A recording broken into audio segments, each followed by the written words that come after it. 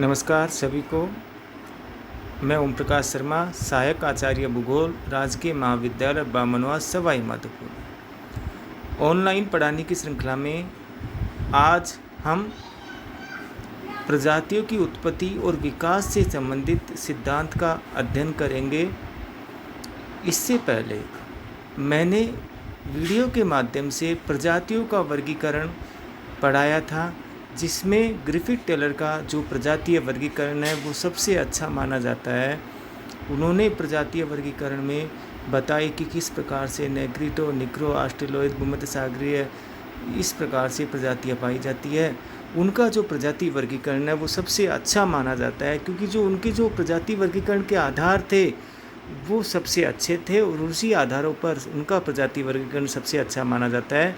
और आज हम प्रजातियों की उत्पत्ति और विकास से संबंधित ग्रिफिथ टेलर का माइग्रेशन जोन थ्योरी, प्रवास कटिबंध सिद्धांत का अध्ययन करेंगे।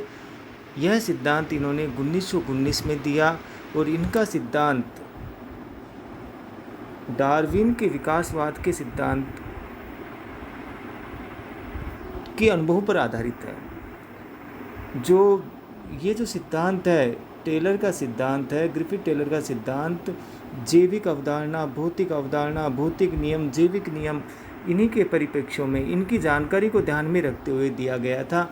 सबसे पहले यहाँ अपन शुरू करते हैं कि किस प्रकार से एक डायग्राम के माध्यम से, एक ग्राफिकल मेथड से, एक चित्र के माध्यम से प्रजातियों की उत्पत्ति और विसरण को दिखाया गया है। कि इस डायग्राम में, इस जोनल डायग्राम में सबसे बाहर निग्रिटो प्रजाति है और सबसे अंदर मंगोलॉइड प्रजाति है। जैसा कि पहले भी आपको बताया गया है कि प्रजातियों का वर्गीकरण में ग्रिफिथ टेलर ने बताया था कि निग्रिटो प्रजाति सबसे पहले बनी थी और मंगोलॉइड प्रजाति सबसे बाद में बनी थी। अब इस चित्र में सबसे बीच में मंगोलॉइड प्रजाति है और सबसे ऊपर, सबसे बाहर निग्रिटो प्रजाति है। यह सिद्धांत यह बताता है कि सबसे पहले नेग्रिटो प्रजाति बनी, जो शुरू में, स्टार्टिंग में, हिमयुग शुरू होने से पहले मध्य एशिया में, बिल्कुल इस डायग्राम के बीच में यहाँ थी। पर जलवायु परिवर्तन हुए, जलवायु परिवर्तन के कारण ये प्रजाति बाहर की ओर खिसकती गई और जो सबसे पहले बनने वाली प्रजाति थी वो सबसे बाहर पाई जाती है वर्तमान में। और जो सबसे अंत में जो प्रजाति बनी मंगोलिक, वो आज मध्य एशिया में या इस डायग्राम के सबसे अंदर, इस ग्राफिकल डायग्राम के अंदर पाई जाती है। इस प्रकार से ग्रिफिथ टेलर का सिद्धांत ये बताता है कि जलवायु परिवर्तन हुए और जो अंतर हिमकाल थे, जलवायु परिवर्तन में हिमकाल आए और हिमकाल में जलवायु अति शीतल हो जाती है, तो उस समय प्रजातियों का उद्भव नहीं होता है। अंतर हिमकाल में प्रजातियों का उद्भव हुआ और जब भी हिमकाल आया तो वो प्रजातियाँ विस्तृत हो गई, वहाँ से खिसक गई, वहाँ से शिफ्ट हो गई। इस प्रकार से अलग अलग प्रजातियाँ बनी और सबसे पहले बनने वाली प्रजाति आज सबसे बाहर पाई जाती है। तो इसको देखो, विस्तार से अध्ययन करते हैं। ग्रिफिथ टेलर ने मानव प्रजातियों के वर्गीकरण से प्रजातियों के उद्भव और विकास से संबंधित एक नवीन संकल्पना का प्रतिपादन 1919 में किया, जिनकी यह संकल्पना माइग्रेशन जोन थ्योरी या जोन एंड स्ट्रेटा थ्योरी के नाम से भी जानी जाती है। टेलर पर डार्विन के विकासवाद सिद्धांत का प्रभाव स्पष्ट रूप से दिखाई पड़ता है।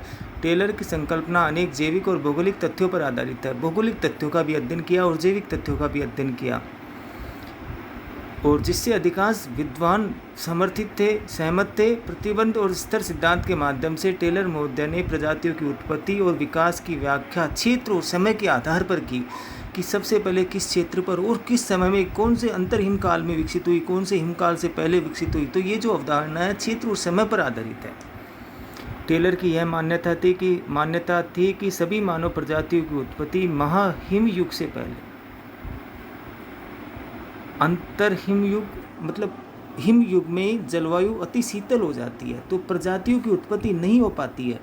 तो हिमयुग से पहले और हिमयुगों के बीच में, जिसको अंतर हिमयुग काल कहते हैं, हो चुकी थी। तो ये जो पहली प्रजाति है उसकी उत्पत्ति हिमयुग से पहले हो गई थी। उन्होंने मध्य एशिया की समस्त प्रजातियों का उद्गम स्थल की सभी प्रजातियां मध्य एशिया में उत्पन्न हुई है। सभी प्रजातियों की उत्पत्ति मध्य एशिया में हुई है। जहाँ से वो फैलकर विस्तृत होकर के विभिन्न महाद्वीपों तक पहुँच गई। उनके अनुसार महाहिमयुग का अधिक प्रभाव उत्तरी गोलार्ध पर पड़ा, जिसके कारण जलवायु और वनस्पति पेटियों में भी परिवर्तन हुआ। उस समय मध्य एशिया की जलवायु अपेक्षाकृत गर्म थी और यहाँ स्टेपीज प्रकार की वनस्पति पाई जाती थी।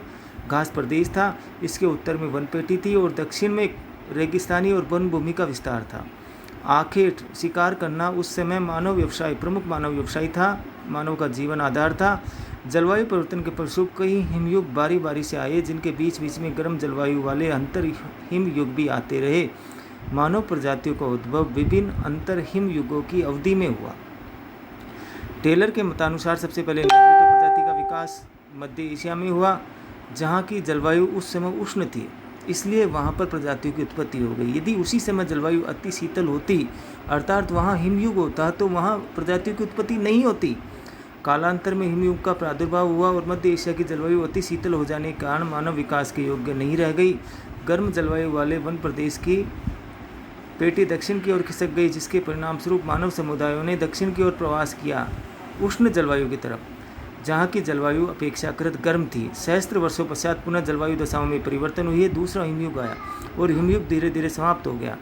जो प्रथम हिमयुग आया था वो समाप्त हो गया और मध्य एशिया में हिमयुग समाप्त हो गया और वापस प्रजाति की उत्पत्ति हुई। हिमयुग की समाप्ति पर मध्य एशिया की जलवायु पुनः उष्ण हो गई, जिसके फलस्वरूप वनस्पति और प्रजातियों की और जीवों की नई प्रजातियाँ बनी। फल उत्तर की ओर आ गई, अर्थात मध्य एशिया में।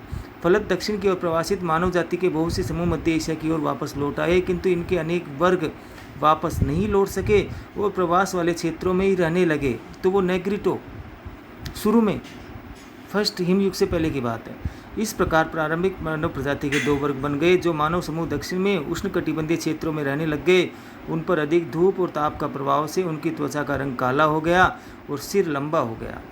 उसी अवधि में मध्य एशिया में रहने वाले मनुष्यों के त्वचा वर्ण अपेक्षाकृत साफ और सिर चौड़े हो गई। ये है अंतर कि जो प्रजाति दक्षिण की ओर खिसक गई, कुछ सदस्य तो इधर आ गए वापस उत्तर की ओर, और जो सदस्य वहाँ रह गए उनका रंग काला हो गया और सिर लंबा हो गया। इस प्रकार उष्णकटिबंध में नेग्रिटो और मध्य एशिया में निग्रो जातियों का विकास हुआ। तो नेग्रिटो और निग्रो में ये फर्क है कि नेग्रिटो के लोग वहीं रह गए और निग्रो जो मध्य एशिया में दोबारा उत्पन्न हुए प्रजातीय समूह हिमयुग के बाद। कालांतर में द्वितीय हिमयुग के आगमन पर वापस हिमयुग का आगमन हुआ और मध्य एशिया से मनुष्यों की में बड़ी संख्या में प्रवास किया। तो निग्रो वापस मध्य एशिया से प्रवासित होकर के दक्षिण की ओर चल गई। इन मानव समूहों ने सबसे पहले रहने वाले प्रजाति के लोगों को बाहर की ओर खदेड़ दिया, जिससे वे मानव समूह बाहर की ओर स्थानांतरित हो गए।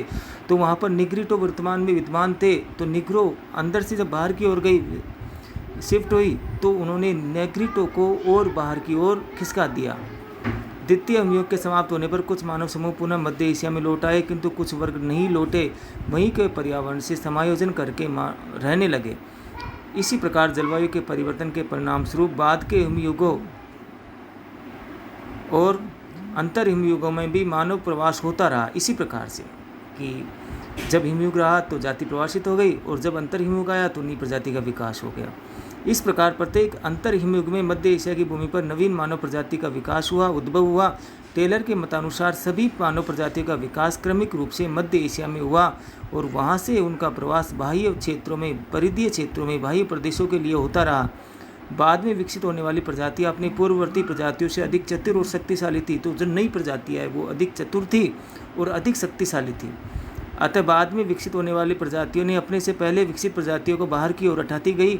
इस प्रकार जो मानव प्रजाति सबसे पहले विकसित हुई, वह बाद में विकसित प्रजातियों द्वारा महाद्वीपीय परिधीय क्षेत्रों की ओर, प्रदेश जो केंद्र से बाहर की ओर क्षेत्र थे, सबसे ऊपर हटा दी गई। टेलर के मतानुसार मध्य एशिया में निएंडरथैल मानव का